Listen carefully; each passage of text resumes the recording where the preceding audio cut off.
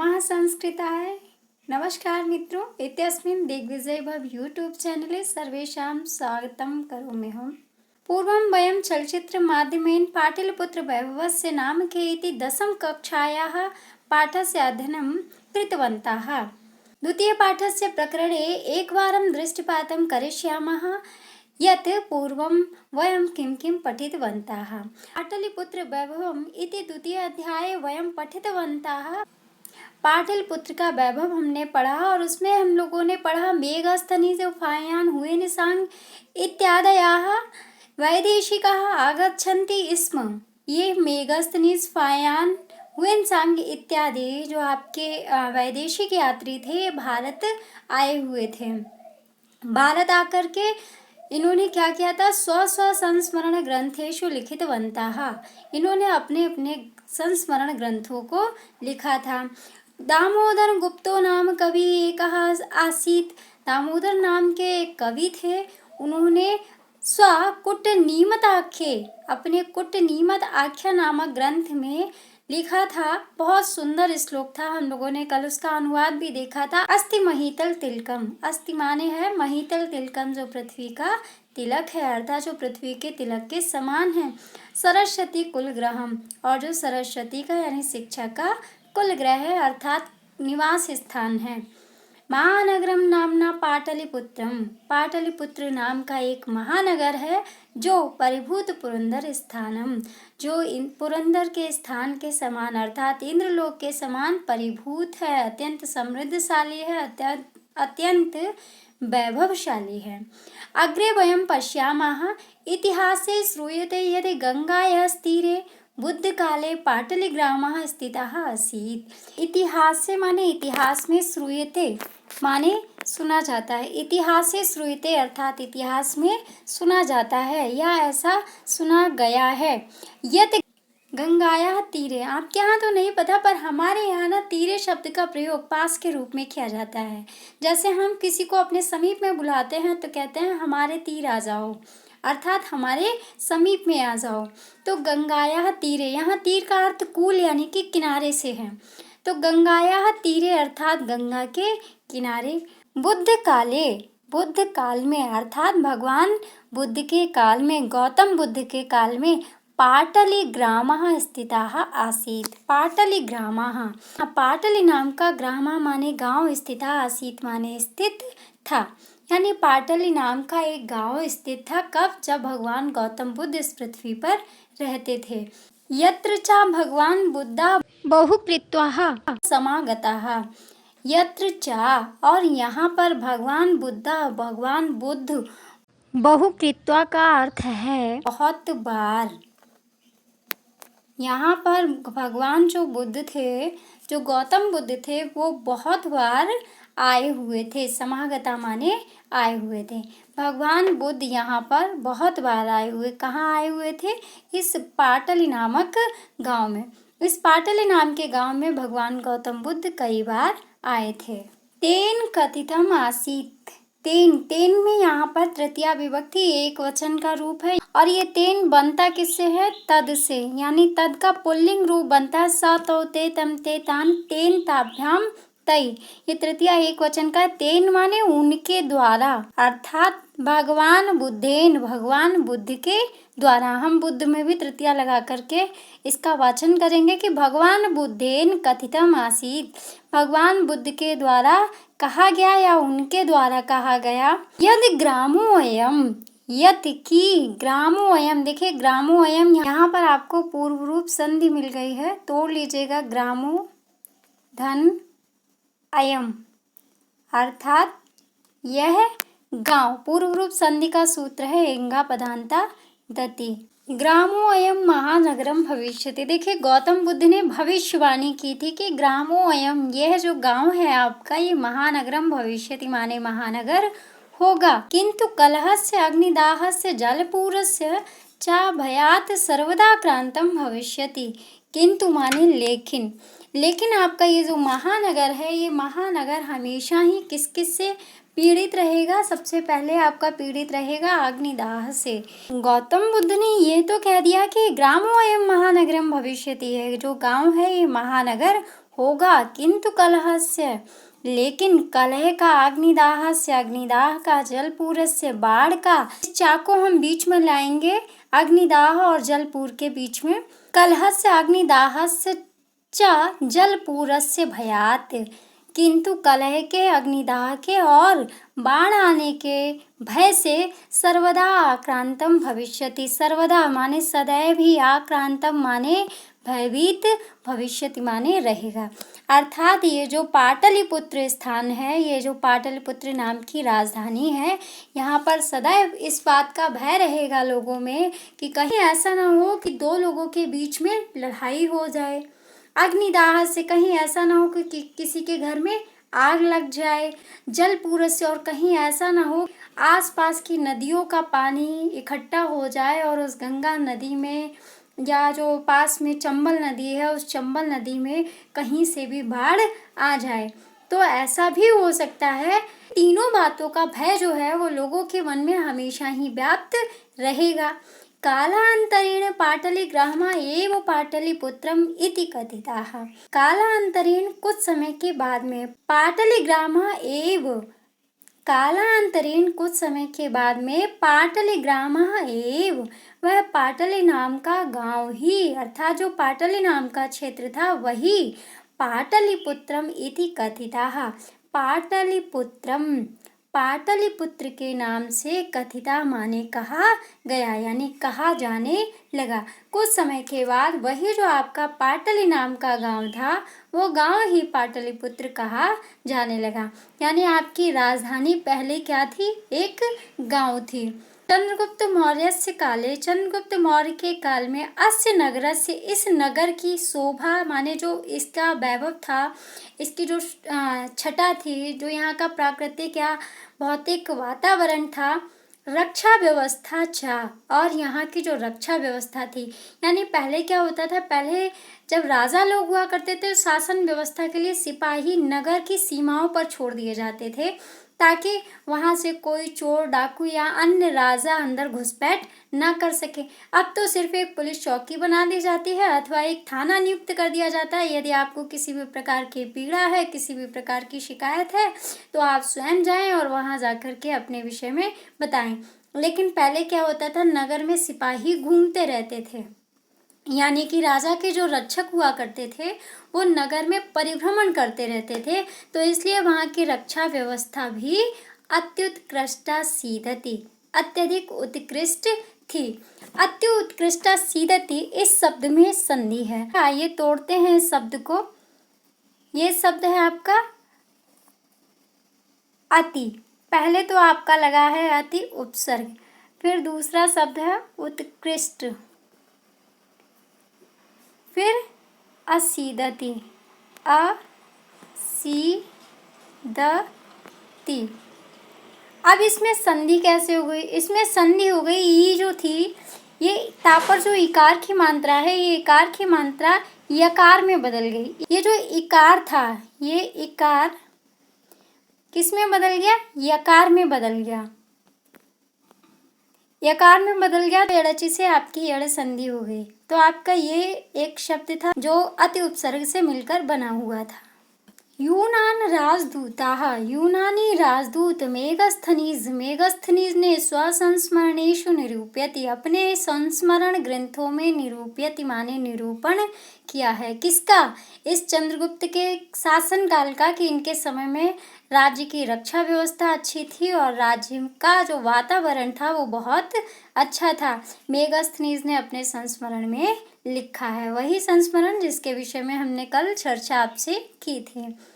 अस्य नगरस्य वैभवम प्रियदर्शिनः, most important, यहाँ पर अशोक के लिए प्रियदर्शिनः शब्द का प्रयोग किया गया है। प्रियदर्शी अशोक, अशोक को प्रियदर्शी क्यों कहा गया है? अशोक को प्रियदर्शी इसलिए कहा गया है क्योंकि इन राजा अशोक ने पहले तो बहुत ज़्यादा मारकाट की, यानी इन्होंने इतनी हिंसा की, इतनी हिंसा की कि उस हिंसा, उस रक्तपात से इनके ही मन में अपने लिए घृणा और ग्लानि हो गई और फिर इन्होंने भगवान बुद्ध का रास्ता चुना, अर्थात बौद्ध धर्म को अपनाया। लोग इन्हें प्रियदर्शी अशोक के नाम से जानने लगे।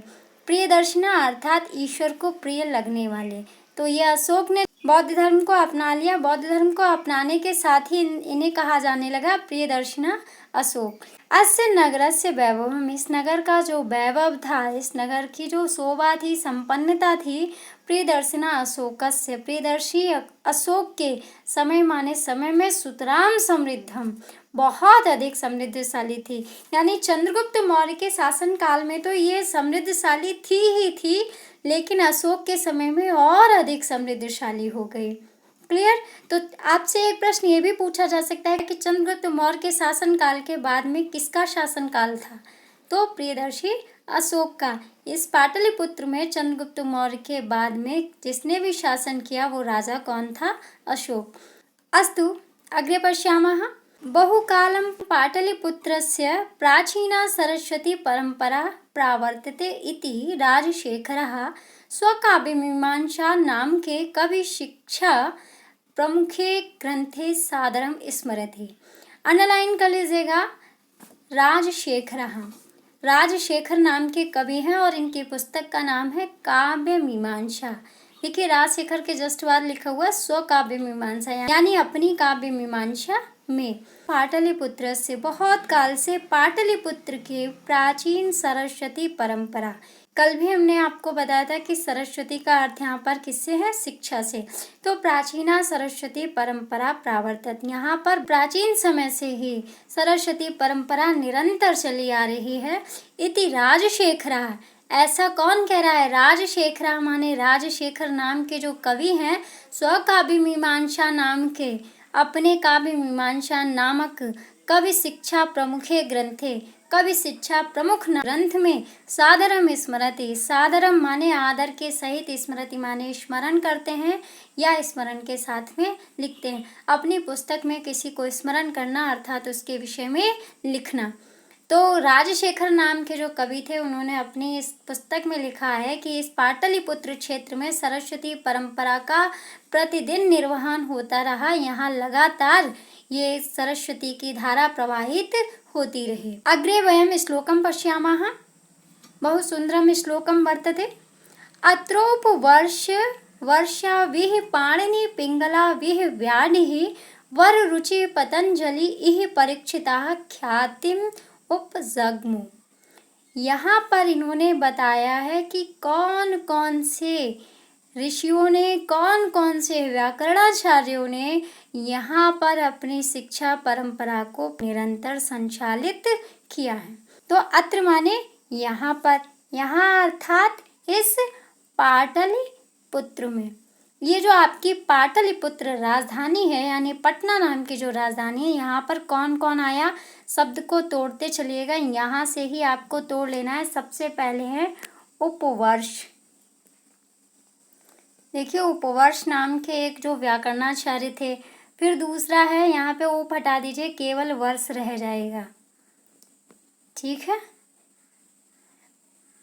उपवर्ष और वर्ष। अब ये जो आगे भी लगा है ये किसी कवि का नाम नहीं है, बल्कि यहाँ पर वर्षो था। ये जो अ था, इस अ को आव में बदल दिया गया। आव में बदल दिया गया तो यहाँ पर संधि हो गई। कौन सी संधि? अयादि संधि। और अयादि संधि का सूत्र है एचो एवा यावह। यहाँ पर ए ऐ में, ऐ आय में, ओ अव में और औ आव में बदल जाता है। तो जब आप माहेश्वर सूत्र पढ़ेंगे तो उन माहेश्वर सूत्रों में ही हम आपको दिखाएंगे कि माहेश्वर सूत्र में संधियाँ कैसे आपको दिखाई देंगी। बहुत ज़्यादा सूत्र को रटने की आवश्यकता नहीं होती है। अगर आप संधि का सूत्र याद कर लेते हैं तो भी अच्छा है, लेकिन अगर आपको माहेश्वर सूत्र याद हो जाते हैं और उन माहेश्वर सूत्रों से ही आपको चेंज इनटू का फार्मूला अगर पता चल जाता है तो वहीं से आपको संधियाँ ज्ञात हो जाती हैं। पाणिनि पिंगला विहि, यहाँ पर भी वही पाणिनि पिंगलौ शब्द बनेगा। क्या शब्द बनेगा? पिंगलौ। जैसे पितरौ शब्द बनता है ना द्वंद्व समास में, माता छा पिता छा, तो माता छा पिता में पितरौ, तो द्विवचन का प्रयोग होता है। यहाँ भी द्विवचन का प्रयोग हुआ है। यहाँ भी औ को किस में बदला गया है? आब में। तो यहाँ पर भी कौन सी संधि हो गई? अयादि संधि। तो पाणिनि पिंगल, पाणिनि और पिंगल, देखिएगा संस्कृत के सर्वोच्च व्याकरणकर्ता या सर्वश्रेष्ठ यह सर्वश्रेष्ठ व्याकरणकर्ता कौन है? पाणिनि। महर्षि पाणिनि, इन्होंने पूरा जो आपका व्याकरण ग्रंथ है वो लिखा है। महर्षि पाणिनि के व्याकरण के अनुसार ही आप कारक पढ़ते हैं, उन्हीं के व्याकरण के अनुसार आप संधि पढ़ते हैं, समास पढ़ते हैं। पाणिनि, पिंगल, व्याधि और व्याधि नाम के ऋषि वररुचि, पतंजलि। वररुचि अर्थात वररुचि का दूसरा नाम क्या है? कात्यायन। कात्यायन और पतंजलि। वररुचि और पतंजलि, यहाँ पर पतंजलि शब्द में आप देख रहे हैं बड़ी इकार लगी हुई है। यहाँ वररुचि और पतंजलि, पतंजलि शब्द आपको नहीं लगता यहाँ पर कुछ गलत लिखा हुआ है? नहीं, पतंजलि शब्द गलत नहीं लिखा है, क्योंकि यहाँ पर द्विवचन का प्रयोग किया गया है। वररुचि एक होगा और पतंजलि दो, यानी जब दो लोग हो गए तो द्विवचन का प्रयोग होगा, और यदि द्विवचन का प्रयोग होगा तो विभक्ति भी आपकी द्विवचन की लगेगी। तो जैसे आपका रूप बनता है हरि हरि हरयाः, हरिम हरि हरिन, वैसे ही आपका बनेगा पतंजलि पतंजलि पतंजलयाः। वररुचि और पतंजलि।